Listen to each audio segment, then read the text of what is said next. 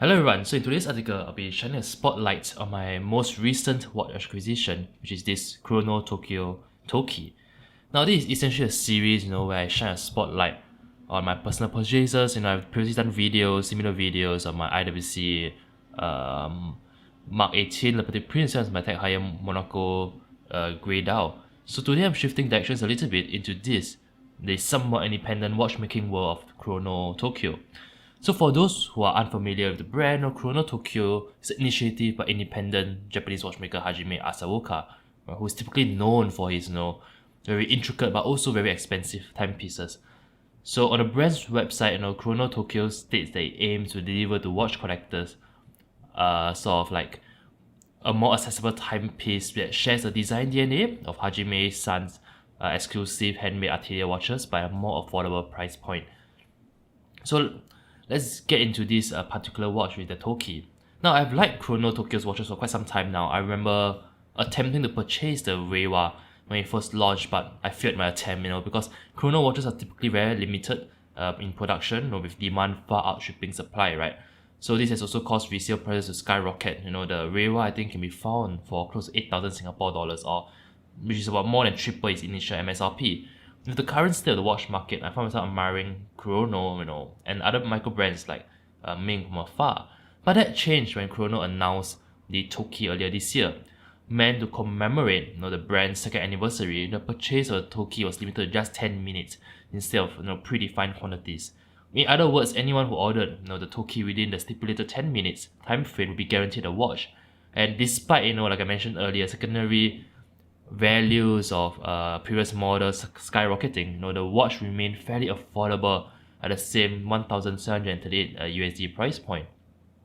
So of course I was attracted by the opportunity, I was attracted by the accessibility that Chrono has made the Toki to be, but I wasn't just attracted by its availability, right? I genuinely do think that it's one of the best looking time-only Chrono models the brand has introduced thus far. Okay, I mean I'm biased. I personally love salmon dials. You can see if you watch my watch collection video, I have a salmon Nomos Tangente red dot. I also have a sort of copper-ish, salmon-ish Longines Heritage 1945. So I love my salmon dials, but I was very intrigued by the unique shade. Let me bring this closer to the camera. I was very intrigued by the unique shade of the Toki's dial, which appeared to be more pinkish rather than the copper-ish salmon dials of like the Western watchmaking world. Now, Hajime-san said that this particular color, is inspired by the Japanese crested ibis, an auspicious bird with feathers of a shade akin to that of a rising sun, and is regarded as a symbol of happiness and good fortune. Now, I like the connection, with Japanese culture for the Toki, which makes it feel a bit more than just a differently colored dial variant of previous models. But actually, aside from the dial color, the design, in terms of the hands, the indices, the markers, the metallic rings surrounding it, the design has remained fairly the same. Now, the production of the Toki and Chrono watches in general are managed by Precision Watch Tokyo Co., which is the same parent company as Hajime's Asaoka Atelier. But make no mistake, the Chrono Toki cannot hold a candle to Hajime's handmade watches like the Tsunami. But at literally a fraction of the price, it shouldn't be expected to, right? Note that Chrono describes the watches, let me flip it back to the back again. The Chrono describes its watches as simply designed by Hajime Asaoka, not made by him. There's a critical difference. Still, I'll say that the dial is, if I bring this closer camera, I'll say that the dial is well finished for the price. With a subtle, let me see if I can show it to you. With a subtle, like sunburst pattern, that it's only apparent up close. Now the metallic rings, indices and hands are all polished without flaws as well. While the Miyota 90S5 component beating inside gets the job done. Well, perhaps I wouldn't say it's better finished than similarly priced Swiss watches from the like of Longines or Oris. I would say it's definitely in the same league. Now, while ostensibly, like a simple design, I would say there's a thoughtfulness to the Toki that really shows the impetus, of Hajime Asaoka. But for one, the watch wears very well at 37mm. So for 7-inch wrist and the 37mm, it's not too big, obviously. It's still very sensibly sized, but it's not so small that it feels like a vintage watch as well. So very modern sizing, but still more on the conservative side.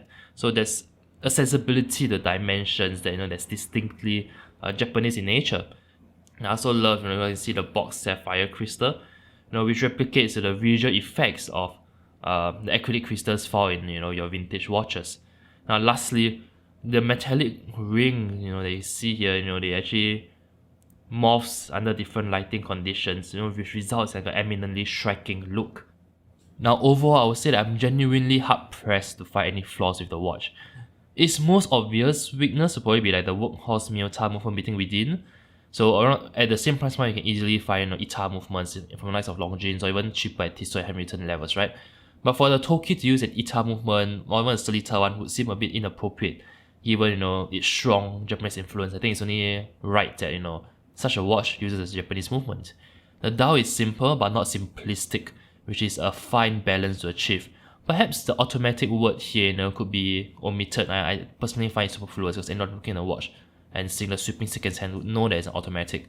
But aside from that, I don't have any qualms with this beautiful pinkish summer dial. It's definitely one of the most unique dials, I would say, in my personal collection.